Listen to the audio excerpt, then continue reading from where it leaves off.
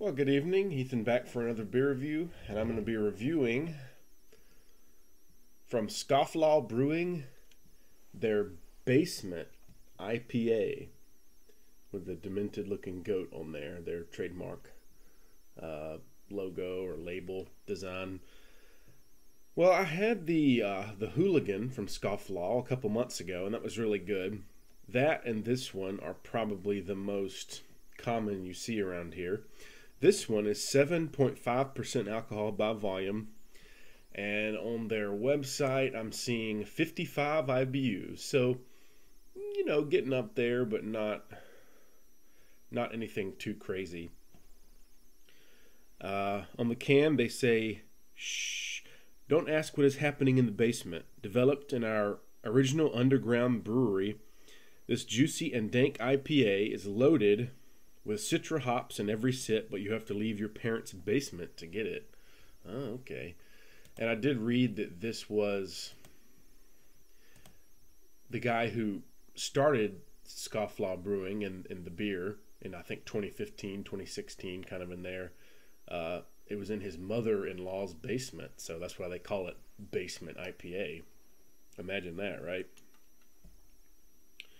You know, must be a cool mother-in-law to let him start a brewery in the basement, right?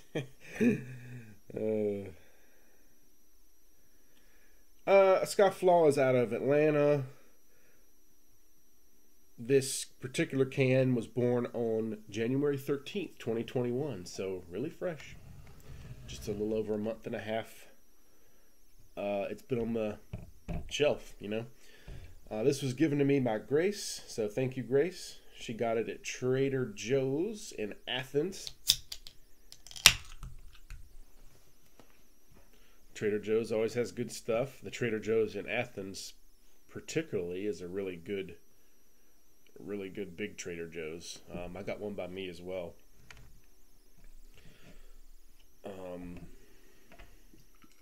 Go ahead and get a pour.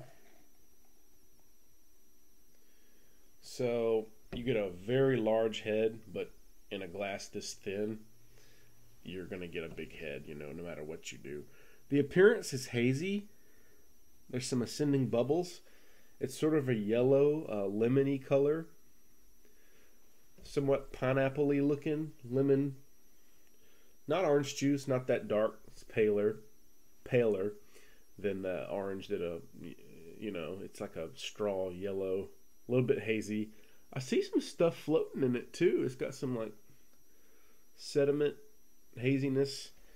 It's not quite as hazy as the Southern Brewing hazy that I reviewed last. It's not quite that hazy, but in its own right, this one's pretty hazy. Let's get an aroma.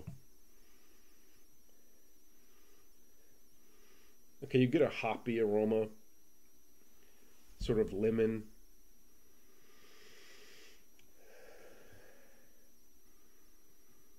Very, very much hop dominating the aroma. Maybe some like tangerine, pineapple, lemon.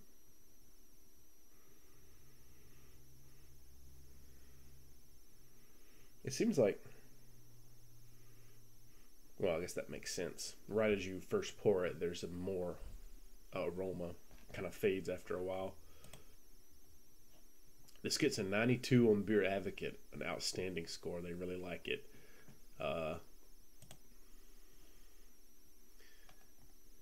The food pairings for this are cheeseburgers. Oh, I love cheeseburgers. Gorgonzola cheese and cold pizza. Why not hot pizza? Sounds good. And Scofflaw has the Basement, this one, the Hooligan, which I reviewed a couple months ago. And they have one called a Double Jeopardy, which is a double IPA, which is like 10% ABV. Trying to look at it here. The head's down fairly quickly. Let's go ahead and get a sip.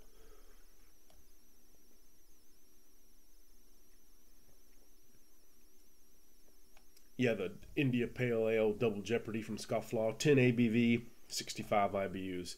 And they also have a Hog Basement, which is a passion fruit and orange IPA, 77.5 ABV, 45 IBUs.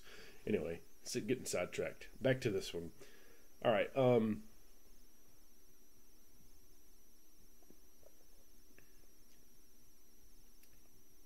Sort of a minimal hop bitterness.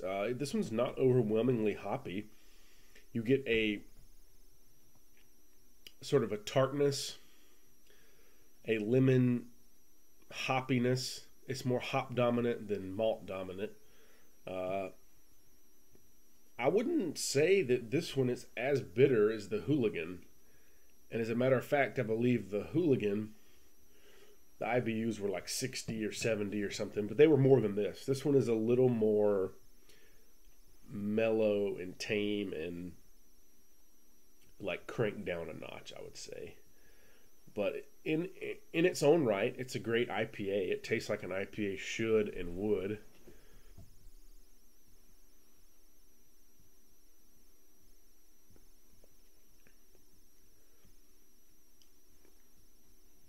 Quite good. It's a tartness, but it's not overly hoppy. Like, this is not even as hoppy as like a Bell's Two Hearted Ale, which was quite hoppy. I thought it had that sort of a pine needle flavor. This one does not have the pine needle so much. This is more of a hazy, sort of a low end on the bitterness IPA, but nonetheless quite good. I'd give this a 92 out of 100, a solid A minus. You know, it's good. It's not extraordinary or remarkable. I've had better, but this one's quite good in its own right, like I said. And I might get it again if it was decently priced. But something like this, I'd be more likely to get the single, you know, like this. Because, A, the prices of craft beer are, let's admit it, a little too much most of the time. So I'm not a billionaire, so I generally won't spend the money on something that is that much if I don't, unless I really love it. And this one is just good, you know, it's good, but it's not great. 92 out of 100 for the Scofflaw Brewing Basement IPA. That'll pretty much wrap this review up. Cheers, and thank you for watching.